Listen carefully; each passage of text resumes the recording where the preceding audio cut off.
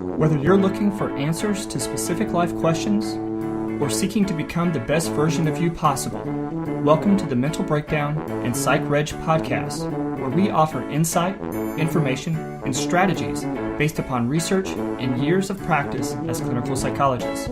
So sit back, have a listen, and get connected with our hosts, Dr. Bernie Wilkinson and Dr. Richard Marshall. Welcome back.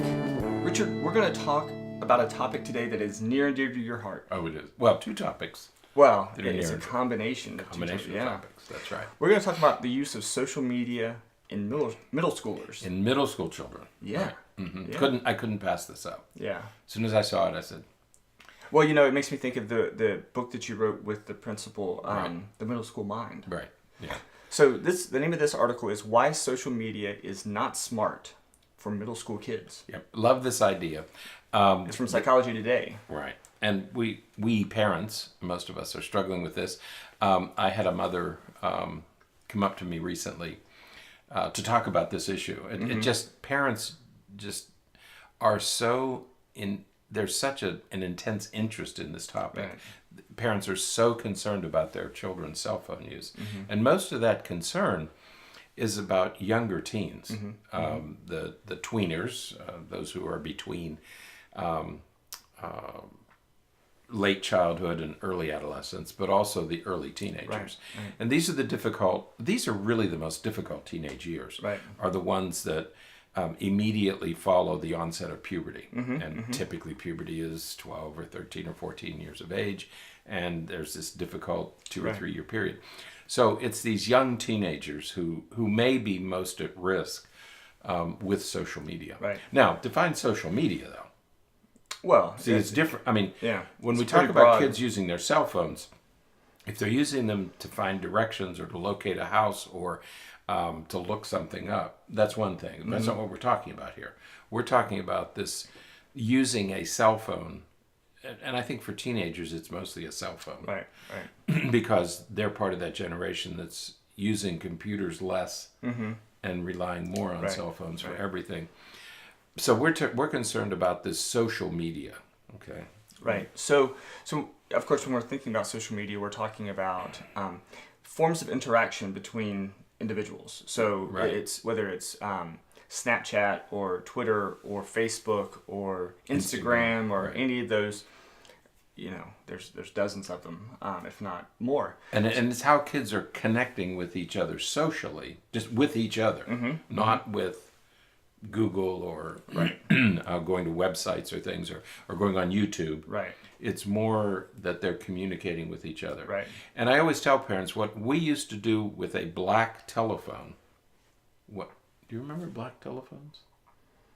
No. You don't? What do you mean black telephones?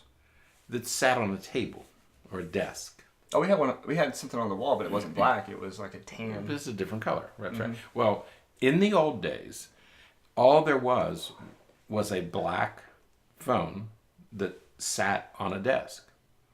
Okay. Wall phones came later.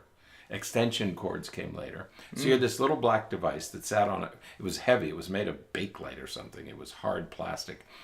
And when we talked to each other, you spoke to one person at a time. That's all the technology that you had, is you would pick up the phone and you would talk to a friend. But that was the only friend you could talk to. Once that conversation ended, it wouldn't pick up again until the next day. There was no way to communicate beyond that simple. Right. Okay. Right. And so when we think about our social relationships, they were done one at a time. Okay. Today, kids can have that happening 4 or 5 times simultaneously. Right. Through all these different forms of media. Right. So what this column does is, it was written by a nurse who guest posted on Psychology Today, and she talks about some of the reasons why social media should be avoided with middle schoolers. And so I thought we'd go through a couple of those. Yeah, I think. Yeah, because as parents worry about telephone use, I can't imagine an elementary school kid even needing a telephone. I mean, I think it's especially a smartphone that's connected to the internet. No need to do that. But they do. Many of them do. I know, but yeah. I mean, well, okay. It happens. So, we know it happens. So we're really talking about, this focuses on middle schoolers, but we're really talking about anybody anybody prior to high school, right, really. Right. We should maybe can generalize it to that. Right. Yeah. And because social media is conducted on a smartphone. Correct. Okay, so the assumption Usually. is you have a smartphone if you're doing social media. Usually. Because the thing, how else could you do it? iPad. You can do it on iPad, Can you do it on an iPod? Yeah. You can. But what form is it in? Texting? Same. Oh yeah, you could get Instagram and Snapchat and all those on an iPod. Right. iPod Touch type of thing. Right. So yeah, it's different. So let's talk about some of these reasons why social media really isn't appropriate for middle schoolers. And the first thing is that she says that social media was not designed for middle schoolers. That's right. That's number one. That's like the first one. And what does she mean by that? Well, she's saying that social media is designed to interact for interactions with individuals as we have already developed the skill of interaction. That's right. We already know how to interact socially. Right. Okay. This just gives us a different way to do that. Right. But we've already developed the skills. Exactly. Okay. Exactly. And those skills are still developing through middle school. I mean, we're learning how to interact, and this we'll revisit some of this with some of the other points that she makes. But we have to develop those skills first, right? And then we can be in a situation where we can. It reminds me of math. In math we have to learn.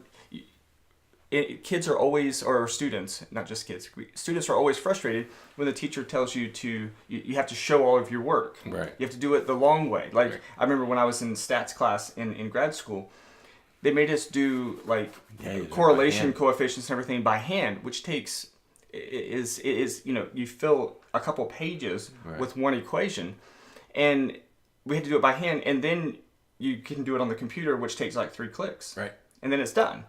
But you have to learn the process first, and it's the same thing here. You've got to learn how to communicate and have social relationships first. Then you can go to the shortcuts. And also, there's a maturity factor. Right. That social media opens up parts of the world that maybe this age child is not ready to manage well yet. And so there's also that maturity factor. Is it wasn't designed for young kids. Right. Okay. There are things there that they really shouldn't be doing. Right. And so they don't have the maturity to handle it. Right. So that's one thing. It wasn't designed for kids. Right. The second thing is that social media really is, and it's becoming more so, a form of entertainment. Right. My son and I were talking about this the other day because he's working on this class assignment, and we were talking about Snapchat. And on Snapchat, if you go to the suggestions, there's Forbes magazine and Snapchat. Yeah, and CNN and all this kind of stuff, and it's a form of entertainment and information dissemination and all of that. Right. It's not purely social anymore. It's entertainment. So you see pictures and you see videos that are really there just to entertain you, not to inform you of anything or not to interact with other people specifically. Right, and you're not becoming better at anything when you are on social media. And we tell kids that all the time. When you're doing these things, I know it's like video games. Mm-hmm. Video games don't make you smarter. Right. They don't make you stronger. They don't make you healthier. They don't make you a better athlete. They're entertaining. One day we'll get there. But right now we're not. Right? And so video games are a form of entertainment. Right. There's nothing wrong with entertainment as long as it doesn't overtake all the other things we're supposed to do. And social media is a form of entertainment. Absolutely. Again, in the right hands, used the right way, there's no problem with it. Right. But it is entertainment. Right. It's not scholarly activity or athletic activity. Right. The third thing is that she talks about is the preteens more is better mentality. Right. So, when you think about these, 12-year-olds that have 1,500 friends and followers. It's like, do you really have 1,500 friends? They haven't even lived long enough to have that many interactions. To know 1,500 people. So, they want more and more and more. Right. And it dilutes. and it has consequences that, of course, can expose you to things that you shouldn't be exposed to, and put you in situations you shouldn't be in. Yeah, having likes is how many likes do I have? Right. That's what's really important to teens. Mm-hmm. They take all these pictures, they send them out, and then how many likes can I get? Right. There's a wonderful book. Well, it's too much to go into. The Webster, The Devil and Webster, and it's a new book that's out, and they talk about the goal is to get likes. Mm-hmm. Okay? Mm-hmm. And as you say, for these young kids, more is better. So if I can get 100 likes, 200 likes, 300 likes, and the Kardashians, I've read something, have 4 million followers or something. So I guess that becomes the goal, is everybody wants to have 4 million followers. So yes, it's more is better, because for this age, they're not making qualitative distinctions. Mm-hmm. They just want to see who can get the most. Right. And it's there was a great episode of this Netflix show called Black Mirror. Yes. That's about social media likes and living in a future where everything is your worth is based upon how many likes you have, and everything is really interesting. But that's not fiction. It's very close. Because you know how many likes other people are getting. Mm-hmm. So, she got 127 likes. So now I have to best that. I have to get 130 likes. Yeah. Well, it's in a time when, like, even if you want to get a bank loan, they look at how many likes you have and how many followers you have. Yeah, it's a really interesting premise. So now the next thing is, it goes along with the idea that social media is a form of entertainment, but that it's an addictive form of entertainment. We see preteens, teenagers as well, but we certainly see preteens who are just so connected to it that they can't put their phone down, they can't put it away, they are completely attached to it, and they can't break themselves from it. This goes back to my black phone hypothesis, is that what many parents don't realize is that our children are communicating in 5 or 6 different tentacles all at one time. And you have to stay connected to all of them, because if you don't, the other people are going to assume that you're no longer interested or you're no longer engaged, and so you get left out. So you have to maintain all of them. Whereas we did one relationship at a time, they're doing multiple relationships, and they're going on 24 hours a day. Right. That was the other big difference. Yeah, yeah, absolutely. Which goes along with the next thing, which is the fact that, we already talked about the importance of building relationships first. Right. The next issue that she talks about is really related to the hard work of building relationships, and the fact that, when you're dealing with social media, if somebody upsets you, you can just not talk to them. Right. You can just ignore them. You can just block them. And in real life, you can't always do that. Right. And so it doesn't create a reality as it relates to how to deal with conflict and how to deal with those kinds of experiences. That's right. Imagine if a child, say in 3rd or 4th or 5th grade, is handed a smartphone and they begin to develop social relationships electronically. Well, that child still lives in a family. And if they don't learn how to settle conflict in real time and face to face, they're going to treat family members as they treat these electronic relationships. Right. And that's happening in some families. You just walk away from people. Right. And you can't walk away. You have to settle these differences. But kids are walking away, which is analogous to blocking you on social media. Absolutely. And that takes us right to the next one. It's almost as if you read these.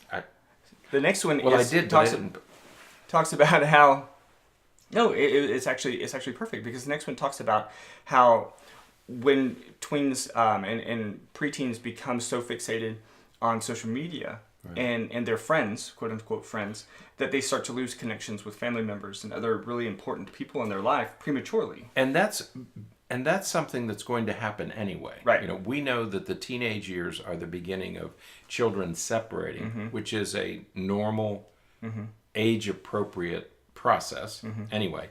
So our teenagers are going to begin to move away from us and to their friends.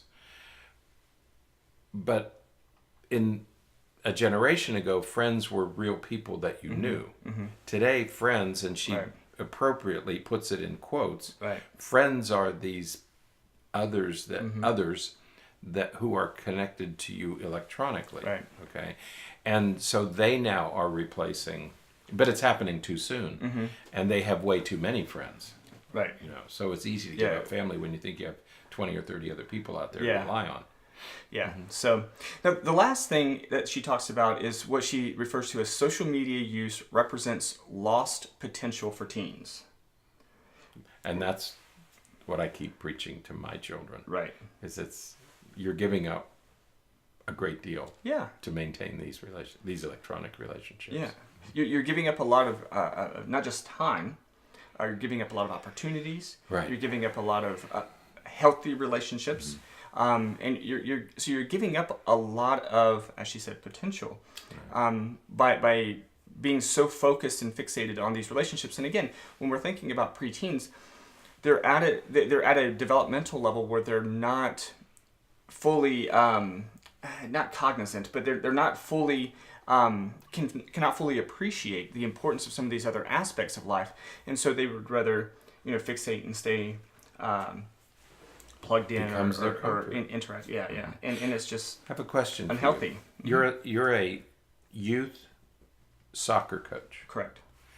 How old are the kids? Now, coach? They're 16, 15, 16, right. 17. Are they on their phones during a match? During a match? No. But what if they're just sitting on the bench? No. We don't let them have their phone. So do you have a policy?